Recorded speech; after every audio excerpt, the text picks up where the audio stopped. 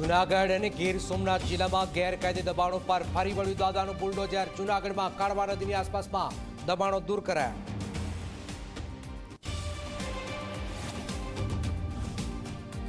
ભાજપે લોકસભાની ચૂંટણી માટે પ્રભારી અને સહપ્રભારીની નિયુક્તિ કરી। પંજાબ ચંદીગઢમાં વિજય રૂપાણી પ્રભારી, દીવ દમણમાં પૂર્ણેશ પ્રદીપ અને દુષ્યંત પટેલને સોંપી જવાબદારી।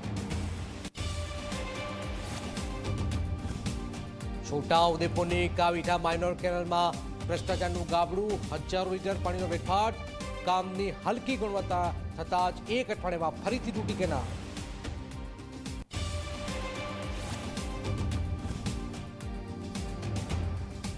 સાબરકાંઠા અરવલ્લી જિલ્લાના પશુપાલકોને સાબર ડેરી આપી નવા વર્ષની ભેટ। પ્રતિ કિલો ફેટમાં 10 રૂપિયાનો વધારો। 3.5 લાખ જેટલા પશુપાલકોને 1 ફેબ્રુઆરીથી મળશે પ્રતિ કિલો ફેટે 850 રૂપિયાનો ભાવ।